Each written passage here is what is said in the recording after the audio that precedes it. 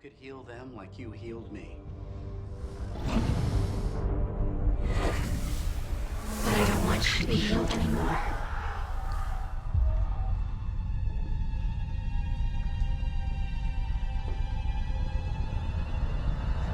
I take it back.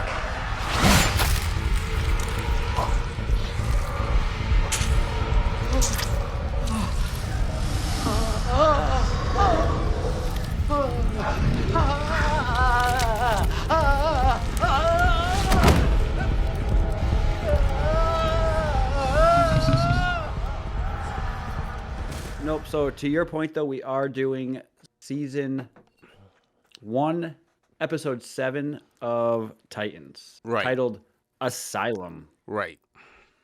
Okay. What are your opening thoughts? So I love episodes like this. I absolutely adore episodes like this that completely take a right turn or left turn, whatever you want to call it, and they do something completely out of left field. The whole thing with whatever drug they gave to Dick Grayson to give him like this massive hallucination of like his childhood self beating the crap out of him was fantastic. We find out some other things about Corey and things that she's able to do, which I think is awesome. Excuse me. Everything about this episode hit for me. I loved it from top to bottom. Just the way that it did not.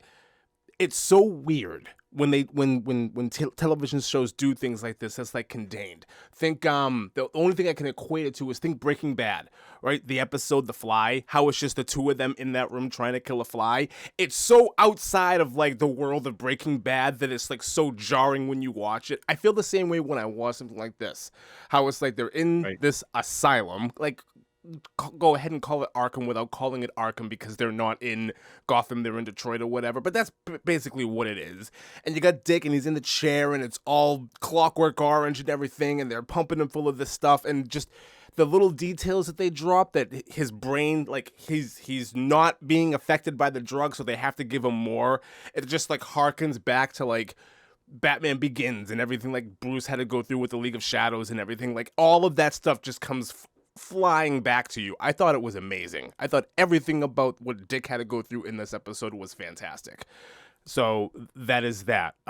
There's more to the story about, Rachel and the whole portal deal and who her father is and just call out to him. And we'll get to it later. But the only thing I didn't like about this episode is when Dr. Man over here does die and his wound in his throat it's the most overdramatic, ridiculous death I've ever seen. Just the way he's and reaching out for almost, it's so stupid. It's so corny, but it fit all the same. I thought it was amazing. So those are my character. Yeah, it fits his character like to a T. I thought it was great. That is those are my opening thoughts to Asylum. You? To Asylum. So, I'm with you. I loved every piece of this episode except for one part. I'm not going to tell you what that part is yet because I think it is ridiculous. Okay. I think I know where you're going. It's actually 2 parts in one. Completely ridiculous. Yeah. And we meet somebody later on and how the introduction happens and no, but we'll definitely we'll definitely get into it. But overall though, I love that everything in the beginning of this goes wrong for them. Oh yeah. Everything goes sideways for them, and they're not expecting it. It takes the right-hand turn in the sense of typically when something like this happens in a TV show like this, everything is buttoned down, everything is golden, everything falls into place the way it's supposed to. Mm-hmm. And the first 2/3 of this episode, none of that happens. Nope. And I love that. So do I. I love that. So do I. I love that the good guys get it handed to them through the majority of this episode. I love the growth of Gar. That was Yeah. fantastic. That was brutal. It was amazing. It broke him out of his shell, and I can't wait to see more of his storyline based on that. So I like that he breaks out of his shell. I also like that what he does actually kind of breaks him as like a person and a character. Like he's like we'll get to it because we're talking about 2 episodes today, but we'll get to it. But we find out that he's really struggling with what he did, and normally it's like, oh, the hero did something heroic and overcame like this obstacle, and all is good, all is golden. They follow their calling or whatever, and yay. No, not always. That's not always the case, especially when you have to like your first kill or whatever, right? And Gar's really having a hard time like with the struggle of like overcoming that, and like just everything about that was fantastic. Everything about that was fantastic, and in the cage and everything else. To your point about some things that happen in this episode that are absolutely ridiculous, I think we're on the same page there as well. There's a thing at the end with Dick, and like after the amount of drugs that got pumped into his body, I noped out really hard. that's one of the two. Okay, I'm talking okay, about. good. So That's one of the two. I think we're on the same page there. There is one thing that I want to bring up. When it comes to these 2 episodes, they're pointing in a certain direction. And the only thing that frustrates me is it didn't happen. They're so quick to call Robin Robin. You know, they're so quick to introduce the new Robin, who I'm assuming we're going to get more of in later episodes, if not, you know, next season or whatever. They're real quick to drop all the hints about Bruce. We even get like clues to Wonder Woman later on. If there was a perfect opportunity to like introduce the concept or idea of Dick turning into Nightwing, it would have been in either one of these 2 episodes, and it didn't happen. That's the only part of these 2 that I kind of have a hard time with. Like, you're okay, so you're doing a really good job at dropping all of these subtle references to all of these other characters, and like you have other characters going through certain growths, and we're finding out like an explanation to a lot of other things. Why is Nightwing not even a thought? I think because the spoiler alert, the death of Robin in this episode just happens. I understand so I think it just happens. So there's going to be a period of time in between him letting go of that and then trying to figure out who he is before he becomes Nightwing at that point. That's my only thought process. Because if the death of Robin happens in this episode and then he's Nightwing tomorrow, why would he give up being Robin? He's got to have something that brings him back into it to a different degree, that pushes him, because he's trying to escape it all now. And he'd rather lead it and be and not like get in the, even though he's in the middle of it all the time. I would agree with you. I would agree with you if we hadn't already established that without the suit, he's not much of anything. We see him in this. We see him in this episode. Not only is he without suit, he is drugged up. I made giant note of that. Drugged up, and easily handles a very unrealistic situation. So fine, death of Robin, fine. There should be some type of allusion or allude to the character growth, and especially in this episode when he has the hallucination of him as a child. Like it should have happened there. Like, this is the moment. I was expecting it. I was personally expecting it. That's the moment.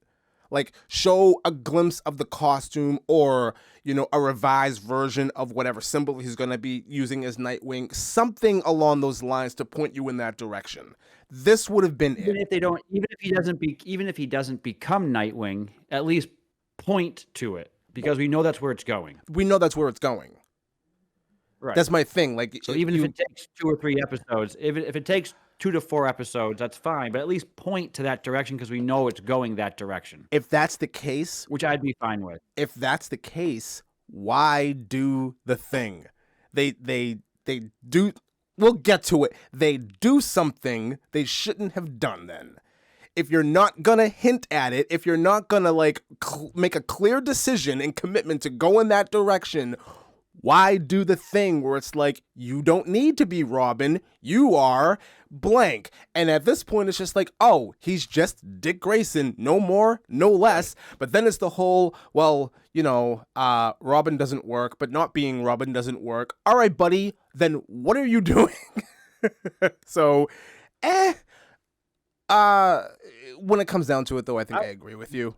If they want to take their time and build to that, I'm fine with it.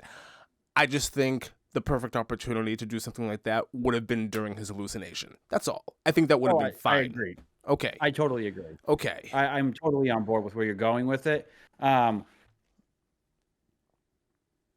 What I will say is if they haven't, I mean they've hinted to it.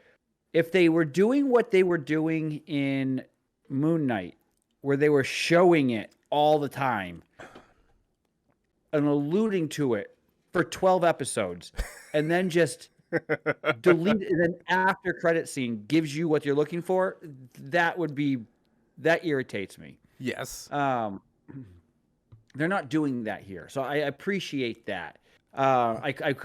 If they pull a Moon Knight, that won't be that. Just I enjoyed that show, but the way that they ended that and the way that they teased you throughout because you think that it's this other guy at one point, Yeah. and then you're like, nope, it's not him. Right. Well, then who is it? Oh, it's a third person that you get introduced to at the end. If they do something like that. They're kind of doing something like that here, but it's more loose. Like, you have the idea of, like, Raven. Rachel cannot control Raven. You know, Garfield cannot control Beast Boy. Even, you know, Corey, we'll get to it, but Corey doesn't exactly know what's going on with that whole thing, and it's a whole mental block thing. And then you have Dick Grayson, who cannot like contain a whole lot of violence. Like, they are doing something like that, but with Dick, it's more of a mystery, and it just leaves me kind of confused. And the only reason why it leaves me confused is because we saw him a couple of episodes ago get into a sticky situation that he couldn't really fight himself out of until he put on the costume. And now we get to a situation where he should not, in any realistic situation, be able to fight his way out of, and he does very easily. That's why I was saying, like, they're hitting all the story beats, but then it feels like you miss something, especially. And I don't know, especially like when you go from this episode to the next episode, I feel like there's a bunch of stuff that we missed. Like, something else happened in there, and it's like, wait a minute, okay, they're back in bed together. Her mother is there, and they're enjoying the sunrise, and she's cooking breakfast, and it just feels really weird. And then he goes off, and it's like, whoa, what? Did I miss something? Was there an entire episode that was just written off? Like, what happened here? Something like there's a whole bunch of missing time between this episode and the next. It's really weird. Right. It's so. Was it next day? Was it a next week? morning? Was it a week later? Yeah. I'm with you. But no, outside of those few things, the premise of this episode, I loved it. And I love the fact that we were talking about, I think it was last week or the week before, we were talking about we want to see something with this asylum, and then here we get this episode of the asylum, and I was like, sweet, we get to see it. And if you're cool, just want to get right into it. Hey everybody, Lee from Black and White Reviews here. Just wanted to take a moment to thank you for tuning in, checking out our conversation. If you like this discussion and you want to hear more about this specific subject or other things, check us out on our podcasting sites, whether it's Spotify, Apple Music, or Google Podcasts. We're up on pretty much all of them. Thanks again for popping by, and be sure to like and subscribe. Thanks.